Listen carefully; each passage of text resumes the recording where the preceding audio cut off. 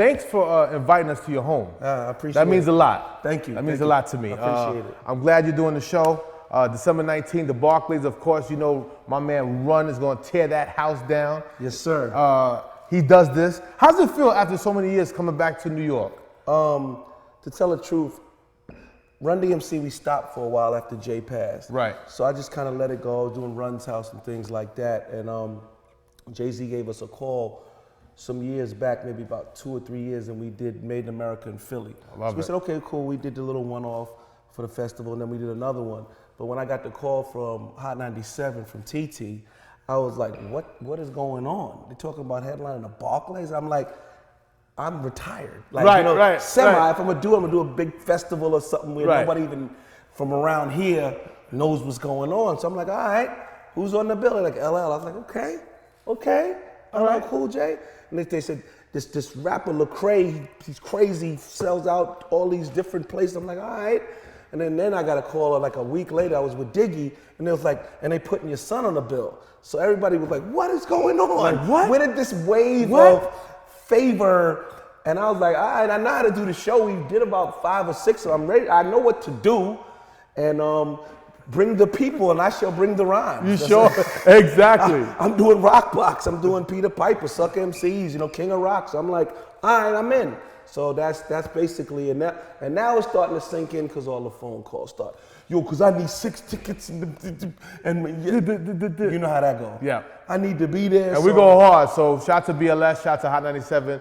And just so you know, for us, this is our first time 2 incredible New York radio stations as such, you know, legendary, you know, BLS and Hot 97 get together to do this for the holidays. So for all you hip hop fans out there, this is definitely a family affair. I'm bringing my son out. Whoa, you know, I'm bringing my son out. And that's the crazy Diggy, part. yeah, I love that. So shout out to Diggy, shout out to everybody's going to be on board. I think Ray Schrimmer is going to also be a part of the show. Is that No Flex?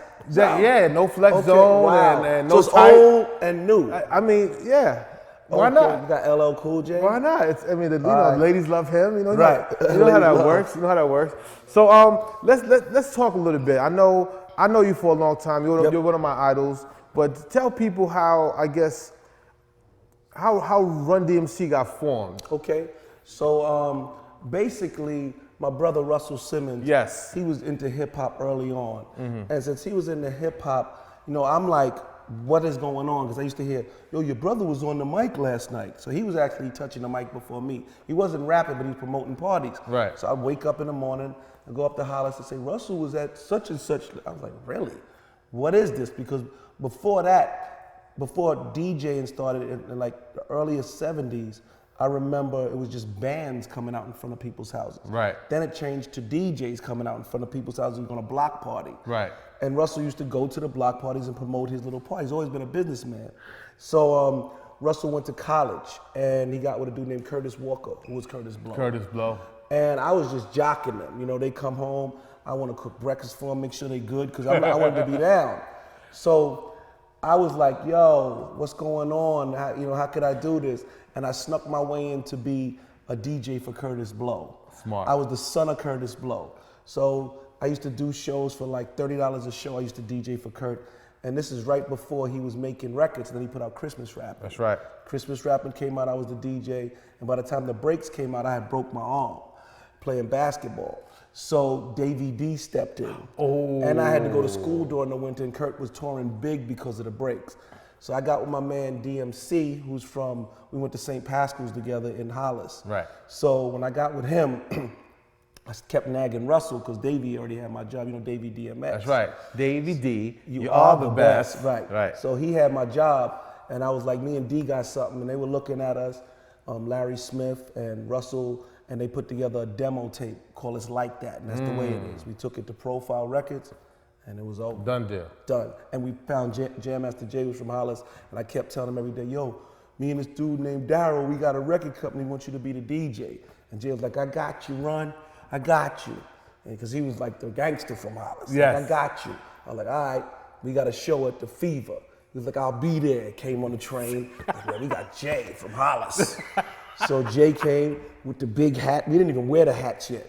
You know, that's the But gangster. Jay had to have it. Come on. Jay That's had where the hat the early. whole gangster came from Jay. He had the hat early. the leather suit, like he's there, no shoestrings in him, with the glasses poked out, real B-boy. So how does we kind of formed our look behind Jay. Yeah, how did so Jay had that real gangster hip hop B-boy whatever look, and you guys we was together. from St. Pascal's, and we were good kids. I mean, we were from Hollis, but Jay was from Hollis. Right. You know what I mean? Like right. for real. For real. Right. So the image kind of formed into what Jay was dressing. So how does that feel? Because I feel like today in 2014, 2015, there's still a lot of your style in fashion. The hats and the hats, the sneakers still, we changed the leather pants are back. Right, we changed the course of it because rap didn't know what to do. We were trying to, when Melly Mel and them started playing arenas and all that, I think that the hip hop at that point was trying to figure out what should we wear and do to be a part of what Kool and the Gang, Rick James, because it was getting so big for Flash and them, and they was kind of like dressing more towards what they were wearing. Right. And what rock and roll, R&B superstars. So they were thinking this is what we should do. And I saw fur, raccoon tail. That was Rick James type leather, stuff. vest. Parliament Funkadelic. Parliament Funk. What we did was we kept on what Melly Mel and them in Hollis and Bronx was wearing before that, which was Melly Mel and them used to rock the mink coats, the hats and all that. And it kind of changed when they went on to do stadiums. What we did was whatever we were wearing in Hollis that morning is what was worn on stage that night. No matter how much money we got, the only thing we would do is go to Jamaica Ave and just figure out what's the newest Adidas or Pumas or whatever was out there. Right. We wasn't trying to follow what we thought was acceptable. We were saying this is acceptable. So that's why it never changed. Hip hop still dresses like hip hop. So we kind of we didn't change nothing. We just kept what the hood was doing. Right. We didn't change the staples. Right. We kept what the streets was wearing. So what inspired you and inspired people through Run DMC was we was you. Right. It wasn't far-fetched that you can go get a pair of Adidas. Right. But it was far-fetched for you to wear feathers and see. So we kept it right where DJ Enough could be inspired that these guys are me. Yes. And I wanted to be them so bad. And it was available. Yes. And now you are. Yes. Yeah. All right. I'll take that. Right. Talk about your brother real quick in Def Jam. Were you available? Did you see it grow? Were you right there? Did you help him with any decisions, or was that all Russell? And was that all? He was the boss. Leor, and was that all? Leor came through me, but Russell, he was the boss. He used to give parties, like I was telling you earlier, and the parties that he gave, me and D used to just give out the flyers for him. Before rap records were made, it'd be in my attic, there'd be a bunch of flyers. I'd take an armful of them, he'd give us $20. We go plaster up all of Jamaica Avenue, all of the city to say a Rush. Rush was a Forcing college parties. So he was a businessman. So that's how Russell started, through giving parties. And then he became an independent record promoter. He had a little card, Rush. So he'd go and take records and give them to the DJ Enoughs. Right. So this is the new record by Curtis Blow, or this is the new record by Chic, or whatever. Right, whatever. So he would meet with people and say, I got you. I'm the streets. I'm going to promote the records. And that's how Russell got started. He went from a party promoter to the guy that gives you the records, to putting out Curtis Blow, Run DMC, LL Beasties, and he just kept going, and he sold all those companies. How much or how real was the movie Krush Groove? I mean, was that the story? Yeah. How much of that was real? How much of it was, played? None of that was real. Let me think. None of the storyline was real. I had no problems with no other dude. I didn't know Sheila E. Nothing. The only thing that was real was my moves. I was being me with a script. Okay. So what made you believe it was me? My father was in it, and Russell was my brother, and all this stuff. But none of it was very real. Like, we thought that was it. Nah, that wasn't my white Cadillac, but that's how I would park my car. I was, when I was sitting there, Shirley told me, we champagne and come on. I was keeping my street in me because I knew what y'all needed to see. Right. Again, keeping it hood no matter what. And that's the thing that people mess up on sometimes. They let people that are outside of what they do control what they do, unlike Tyler Perry, who does what he wants to do. Right. When you don't do what you want to do, you end up compromising the vision. I heard Martin Lawrence when he made that TV show we love it so much, he does what he wants to do. Right. So he had to keep chopping down the producers like, easy. Easy. That's corny. We want to do what we want to do. Right, so when you give that power away, you lose what you really are. So I've never given that power away. And you're still working right now. You got a couple of TV shows you're doing right now? Run's House was what I wanted to do. I was Right. like, we don't need to be ratchet. Right. We don't do that. And it worked. No, but that was my life. I was grown, Right. became a rev, and I was like, how's that gonna work on MTV? I'm like, this is my family. Right. We're grown. Well, I'm grown. This is what I'm doing now. I'm a reverend. I'm just gonna show you my happy life. Right. And urban black people, we're gonna look good, and, Right. and you're gonna know it's the truth. Anything else would be a lie. I didn't have a ratchet going on. I was grown. No, that's it. So again, did what I wanted to do. I had Russell saying, let the man do what he wants to do. Yeah, I'm gonna send emails from a tub. That's what I do. I love it. So it's like, you're gonna give me some bubbles. I wanna be authentic, because you can smell. Yeah. People like, we don't believe you.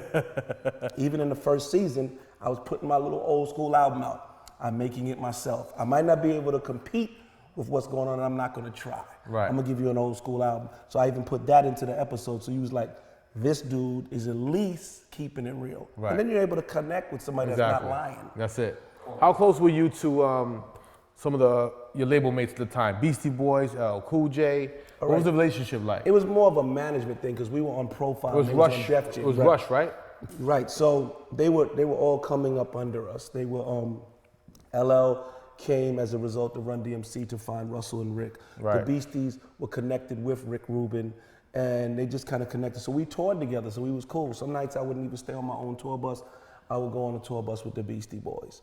I stayed with them. That'd be fun for me. Like, yo, I'm even staying on our bus. So that was real fun, just knowing that freedom at 19, 20 years old to just moving around without, just on the road. So that was cool.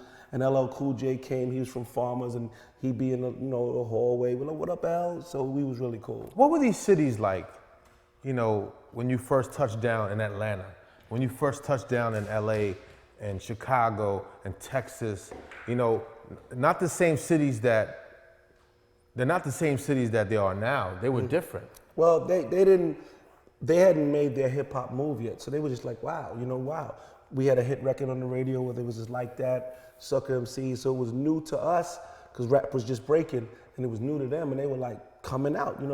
Whatever quote unquote gangsters or cool people from that town would come to see Run DMC, because right before us, it was either Parliament Funkadelic or Marvin Gaye or whatever. So we were new. Right. The only thing that had happened before me was Curtis Blow and Flash. Right. So it was brand new. So when you get there, and those people that were like us from those towns come with their type of liquor and their type of living, and they be like just checking it out. Next thing you know, you got Scarface, you got, Right. Rap-A-Lot. Right. They was like, okay, we got this. Right. So they just like formed Voltron and started, next thing you know, edging out New York a little, like, watch out. Next thing you know, Jay's rapping, like, can I get a word? Like, rapping a little like that. Yeah. So they made their move too, so boom. That's good. And now there's a movement, like, think about the movement in LA after NWA, and think That's about right. Atlanta That's right right. now. Yeah. Think about Texas and That's right. all those different The founding sounds. fathers. Right. Speaking about father, you got your son Oh yeah. on this show with us. Yeah, Diggy. This is your first time performing with your son. Yes. What does that do for you? It said a lot about BLS and Hot 97 for me. It honored me like I didn't expect to be honored. Like, yeah, we want Diggy on the show too. Like, really? Okay. So the truth of the matter is, it was kind of like, truth of the matter was like sort of like a dream state. Like, why are they doing this? Because I'm used to being like, Hot 97 Summer Jam, but this came full circle to have headlined concerts when I was Diggy's age at the Garden. To come back and have Diggy on the bill was a bit overwhelming. I had to get on my knees a couple more times. Really? Yeah, like, God, what is, like, I remember Diggy's co-manager, Perry Coy, he's like, God is moving, God is moving, God is moving, God is moving. I was like, well, he wouldn't tell me what. Yo, they're putting Diggy on the show. I was like, That's great. And then I went and told Dig. He was like, it's real when they say it. And then the tweet went up. Added Diggy Simmons. He's like, all right. He started putting up posts, and then it became the radio promotion. And then you got moms and grandma and everybody saying we're coming. So it's like it's pretty weird around here right now. I love that we're playing together, and we got a lot of tickets that we got to give a lot of family members. So that's it's very big moment for me. Good. I'm happy for you guys. You and LL have done arenas before in the past. Yeah, many times. So is this easy? Just like you and him getting back to going easy. back home and doing it once again? It's easy for the fact that I did a couple of shows recently with D. So we know what we're gonna do. And LL's been running around with Z-Trip, so he knows what he's gonna do. So I remember Jay-Z saying something years ago. I was watching one of his tapes, and I heard him tell Questlove, we only in Boston. So in his mind, he was basically saying, don't get shook. Don't get shook that it's New York. Like, he wasn't saying nothing's matter with Boston. He's like, don't let this be bigger than you can handle in your mind that you've messed up. That's it. So when I heard him say that, I already used to think like that. If I'm in London and I got to come all the way to New York to play, I just act like I'm somewhere crazy where I'm not as scared. So in my mind, I'm like, you got this. Why does New York put so much pressure on artists, period? Oh, because come on, man. I know the answer, but I have to ask the question. We're not having it. You know, it's like we created it. We're not impressed easily. So since we're not impressed easily, either you up to the full snuff or you don't say nothing. Right. Or like it's like if you don't got your tweet right, don't put it out if you don't want to get dissed. Exactly. If you ain't got the right show, don't put it on TV. Right. If you ain't got the rhymes, don't come in front of everybody because we want to see something good and it has to be top notch or we gonna laugh and we gonna criticize the next morning. It's kind of rough out here. No, it is. You know, there's a lot of bullying, and I won't say New York is bullies, but we just.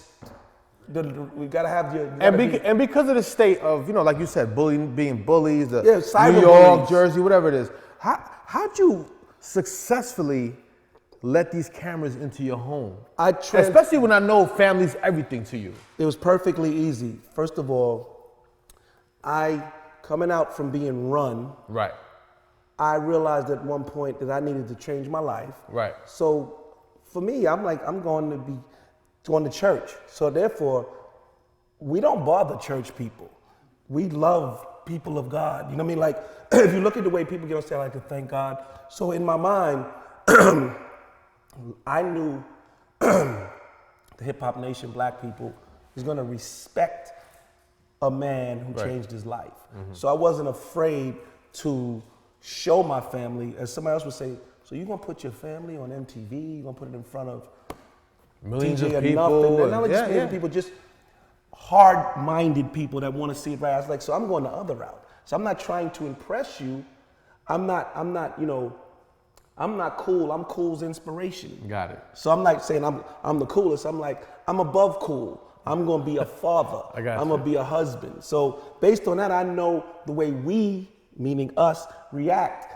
I wasn't trying to out DMX or out Jay-Z. I put a suit on. So once I did that, I knew I don't have no problems with. You're good. So putting it on, I was like, okay, we love this. But what they didn't know, what people didn't know, whether it was the suit and ties, like, how are you gonna come so soft and get such a big impact? I was like, I got this, because it was wisdom to know that I couldn't out hard the new rappers. And that part I understand, and I get it. But that's for you individually as being a father yourself. But I knew what we liked as people. But now, social media is taking over everything, right? I've been offered shows on VH1. No, I get it. I'm explaining to you. How do you keep my family safe? How do you protect Diggy, Angela? How do you protect JoJo? Right. From all the harsh things maybe the internet says, or all the harsh things that are on first of all, social media? It's a good question. Because that has to bother you. No, here's what I do. With Angela, Diggy, with most of us in this household, I just try to keep it to a place where I'm not putting myself in that type of exposure. I have 2 shows. 100%. On a renovation channel. Mm-hmm. You're not coming there to bother me. I have another show on the cooking channel. It's even going further pop. So anybody in my house that wants to act like they can infiltrate and be 2 Chainz, you're out of order. Right. Because we're not 2 Chainz. Right. So you leave me alone. because I'm grown. But if I try to act like I need your attention, I'm giving you a lot of secrets here. That's right. If I'm looking for Hot 97's attention, I wasn't gonna get this call. Right. Run down here every day asking to get his records played. Don't you know you over? So in my mind, I'm like, I'm good. I'm not gonna try to infiltrate with Rockbox. I know it's time for daggone, no flex zone. I'm not stupid. Right. I'm sure you have a way that you have to play your life at 45 Of course, years old. of course. So for me, course. yeah, I was offered recently different things on popular, really popular. I was like, I'm gonna get beat up. They don't wanna see Run's house again right now. They wanna see and beat up these other crazy shows. So the time I did it, there was no social media, it was good timing. See, it's all about timing. So for me, I'm good. If you wanna catch me, you catch me on HGTV and watch me redo my house. If you wanna see me, catch me on the I love it. I love I'm it. grown. I love if it. I try to act too young, you're done. I'm with you that. But I'm not mad at the youngsters. No, not at all. The youngsters do what they do. I love what they do. I think that's where we win because we sort of co-sign what they're doing. Exactly. You Suppose understand? you start getting on the radio tomorrow saying, because when running them, all these new cats, then you chump yourself. Yeah, you sounds crazy. And then you can't go too far into, you co-sign them enough and you can co-sign your own age enough. Exactly. It's a balance. You got to be smart. Yeah. Is there a song that might happen between you and your son? Or you guys didn't get there yet? We've experimented with stuff like that a while back. I've been in the studio with Diggy before. We're careful with that too. If we make something one day that happens to be like, this is it, it'll happen. Basically, I let him do his own thing. Got you. Which is, he's an incredible rapper, period. Right. No, he's super nice. Yeah, he's super nice on the mic. So super nice. So based on the fact that he's really nice on the mic, I don't try to, it's got to be a careful thing. It's like this show. When timing comes, if we do something and it happens to work, and we end up doing it and it's big and it ends up on the Grammys, we don't want to lose. No pressure. Right. No pressure. All right. It's all good. Run, thanks for having us. Yes, sir. Man. Yes, sir. I appreciate it. Hot 97, BLS.